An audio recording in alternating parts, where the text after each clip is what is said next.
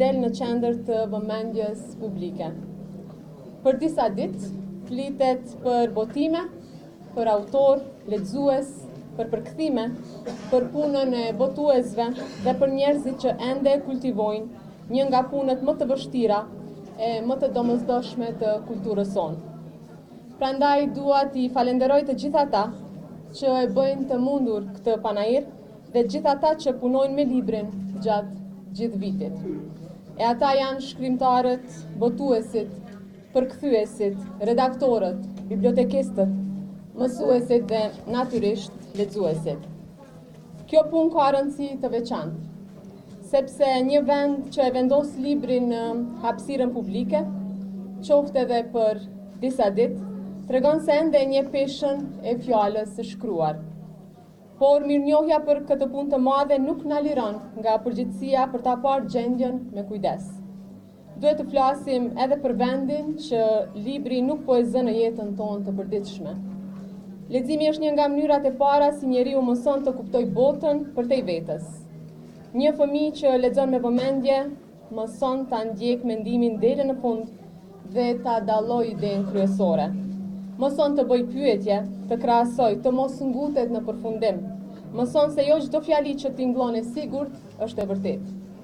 Një qytetar që lexon e kupton më mirë lajmin, e kupton më mirë ligjin, premtimin politik, kontratën, historinë, dokumentin zyrtar dhe të drejtën e vet. Ai apo ajo ka më shumë mundësi të mendojë me kokën e vet, të kuptojë atë që i thuhet dhe të mos mbetet i varur nga të tjerët.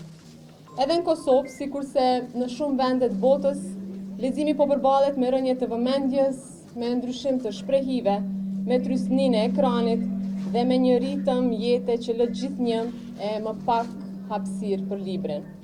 Por fakti që kjo po ndodh edhe diku tjetër nuk e bën çështjen më pak të rëndësishme për ne. Përkundrazi, na tregon se duhet veprojmë me kohë, por edhe me maturi. Jo duke e fajsuar njëri tjetrin, por duke e pranuar se leximi kërkon përgjegjësi të përbashkët, por po ashtu edhe punë të koordinuar. Këtë ndjejmë edhe ne si prindër, kur e shohim se sa e vështirë është ta krijojmë një orë të qetë për fëmijët, larg ekranit dhe shpërqendrimit. Këtë ndjejnë mësuesit, kur punojnë çdo ditë me nxënës që duhet të mësojnë jo vetëm të lexojnë, por edhe të kuptojnë atë që e lexojnë. Këtë ndjejnë botuesit, përkthyesit, por edhe autorët, të cilët punojnë në një treg të vogël, por me nevoja të mëdha kulturore. Prandaj, na duhet përgjegjësi e përbashkët dhe e vazhdueshme, sepse leximi nuk ndërtohet në një vend të vetëm. Siç e përmendi edhe Edoni, ai fillon familje, por vazhdon në shkollë, forcohet në bibliotekë, mbështetet nga komuna, nga institucionet publike, nga botuesit, nga mediat dhe nga vetë mënyra se si ne organizojmë jetën kulturore të vendit. Nëse duam që libri të jetë më i pranishëm në jetën e fëmijëve dhe të rinjve tanë, ai duhet t'i takojë ata më herët. Fëmia nuk bëhet lexues vetëm kur i jepet një listë librash për pushime, ai bëhet lexues kur libri nuk i paraqitet si barë, por si pjesë e përditshmërisë. Në veçanti duhet i kushtojë më shumë vëmendje librit për fëmijë dhe të rinj. Aty fillon marrëdhënia e parë me leximin.